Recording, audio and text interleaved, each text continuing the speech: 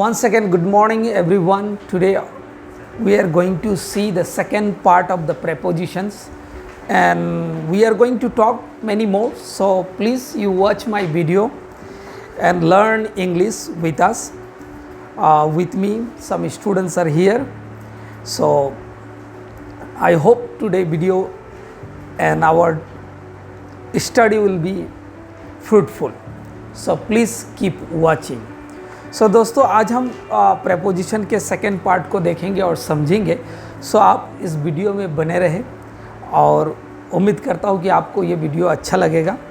सो आप लोग इस वीडियो को देखते रहे. यदि आप हम मेरे वीडियो में नए हैं सो ज़रूर सब्सक्राइब बटन को दबा लें यानी प्रेस कर लें ताकि और साथ साथ में नोटिफिकेशन भी प्रेस कर लें ताकि आपको मेरे नेक्स्ट वीडियो जो है वो मिल सके. सो चलिए हम शुरू करते हैं. सो आज जो हम देखेंगे प्रेपोजिशन में वो है इनटू. इनटू क्या है और कैसे हम इसे अपने कम्युनिकेशन में इस्तेमाल कर सकते हैं. सो अब मेरी ओर ध्यान देंगे. अब सबके पास नोट्स है. अब सबके पास एक एक नोट है. सो आप उस नोट को देखें और आप मेरी ओर ध्यान दें ताकि आपको मैं अच्छे से समझा पाऊँ. इनटू का जो अर्थ होता है वो होता है में. लेकिन किस प्रकार का में है, किस प्रकार का में है, वो गतिशील में होता है. यानी गति करते हुए किसी के अंदर की ओर जाना, उसको हम इनटू कहते हैं. You can say into is a motion. Into जो है वो एक मोशन है. मोशन माने गति करता है, वो एक जगह में नहीं रहता है. उसी वक्त को हम इनटू लगाकर हम अपने वार्तालाप में इस्तेमाल कर सके. उस गतिशील के वक्त को हम इनटू लगाकर हम अपने वार्तालाप में इस्तेमाल कर सकते. कैसे? तो Chandni is going into the classroom. इसके मतलब जो क्लासरूम है, क्लासरूम के अंदर आने के वक्त को इनटू कहा जाता है. आने के वक्त को मान लेते हैं किसी ने कुएं में, मान लेते हैं कोई व्यक्ति कुएं में कूद गया. सो उसका क्या बोलेंगे? A man jump into the well. तो जो कूदने के वक्त को हम इनटू बोलते हैं. किसी सरफेस के अंदर की ओर जाना. सरफेस माने ये एक सरफेस है, रूम है, इसके अंदर आप जा रहे. सो जाने के वक्त को, अंदर आने के वक्त में आप इनटू का प्रयोग करेंगे. ओके. सो अब हम देखेंगे बिफोर. बिफोर के प्रयोग कहाँ और किस जगह पे होगा. बिफोर का प्रयोग हम समय के साथ लगा सकते या किसी के पहले बोलने के संदर्भ में हम इसका प्रयोग कर सकते हैं. Jayant will come here before 1 hour. Jayant 1 घंटे पहले यहाँ आएगा. माने पहले के लिए हमने बिफोर को लगाया. सो आप बिफोर का प्रयोग कर सकते हैं. हम टाइम में लगा सकते हैं. हम यहाँ पर इवनिंग, आफ्टरनून के लिए साथ भी लगा सकते हैं. हम किसी भी के साथ लगा सकते हैं. बिफोर यू, मैं आपसे पहले क्लास में उपस्थित रहूँगा. I will attend class before you. यहाँ पर हम देख लिए बिफोर का प्रयोग पहले होता है. दूसरा हम देखते हैं आफ्टर. जस्ट उसके ऑपोजिट, बाद में, आपके बाद में, मेरे बाद में, उसके बाद में बोलने के लिए भी हम यहाँ पर आफ्टर का प्रयोग करते हैं.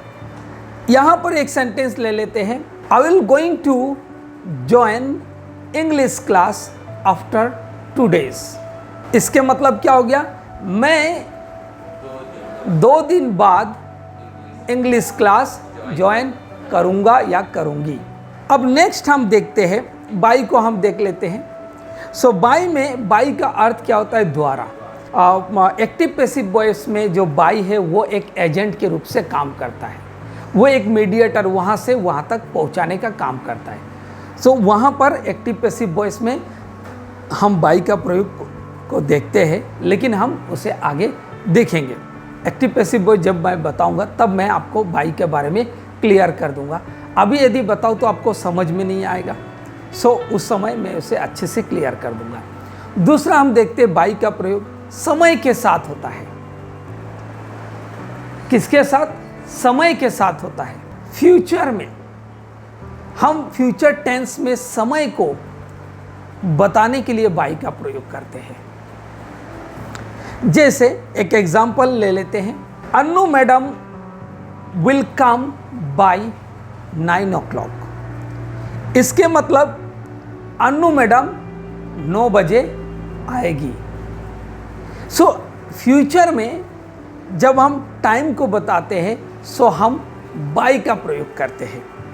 अब बाय का प्रयोग जो है अब और जगह में लगा सकते हैं, बाय इवनिंग, यदि फ्यूचर के साथ आप कोई सेंटेंस बना रहे, by evening, bye 10 o'clock, bye 2 o'clock, अब समय के लिए लगा सकते हैं बाय टुमारो, ठीक है। सो यस्टरडे मत लगा देना, यस्टरडे बीत गया है।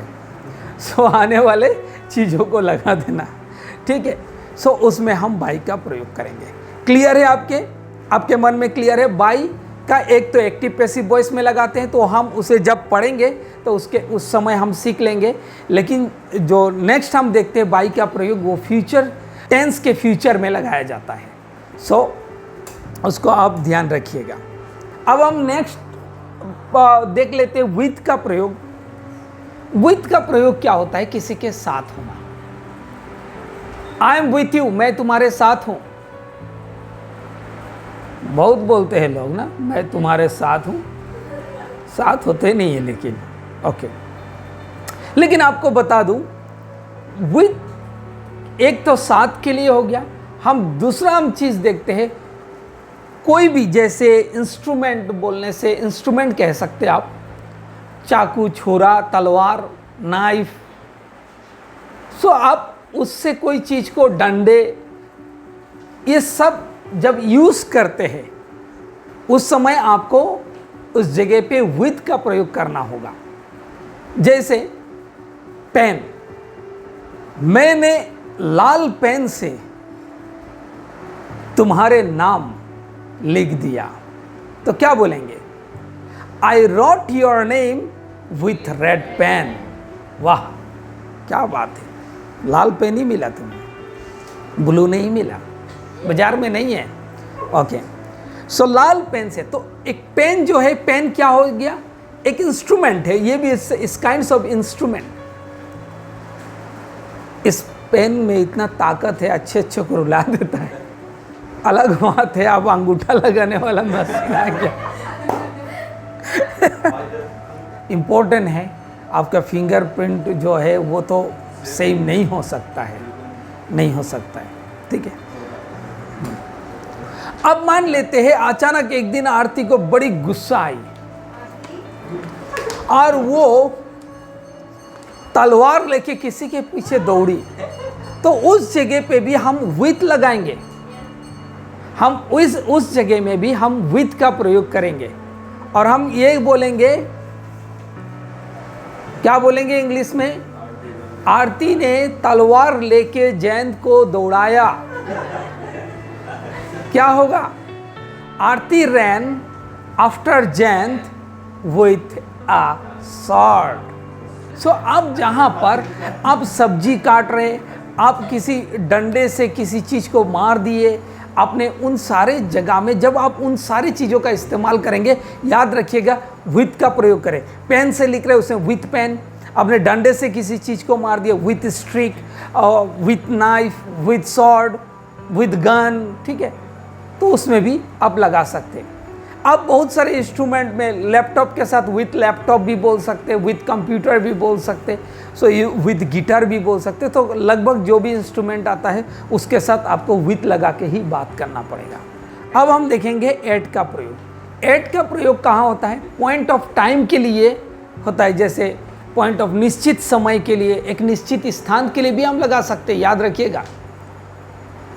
जैसे 10 बजे से 12 बजे, 1 बजे जो भी है, और एक निश्चित जगह में, जैसे आप किसी दुकान पे खड़े हैं तो एट उस दुकान के नाम को, एट शॉप लगा सकते हैं, उस दुकान के नाम को लगा सकते हैं आप, ठीक है। जैसे हम बोल रहे Annu was born at 2 o'clock, तो या 2 o'clock नहीं भी लगाते हैं और हम बोलते हैं अन्नू वॉज बॉर्न एट 2, तो वो 1 2 3 नंबर नहीं होगा, वो 2 बजे ही होगा। 2 PM लगा दो, AM लगा दो, तो जरूर लगा देना। रात को 2 बजे पैदा हुआ, उसको कैसे पता है सुबह का 2 बजे पैदा हुआ अन्नू या रात को 2 बजे हैं? हाँ तो AM लगाना ना भाई, तो PM और AM में लगा देना ना, AM at 2 PM at 2 AM लगा देना। हाँ, माने आप 8 के बाद कोई भी 1 2 3 4 5 10 तक नंबर लगा रहे, 11 12, तो वो टाइम ही होगा। हम कल भी हमने 8 के बारे बताया इस, लेकिन इसके बारे में मैंने नहीं बताया।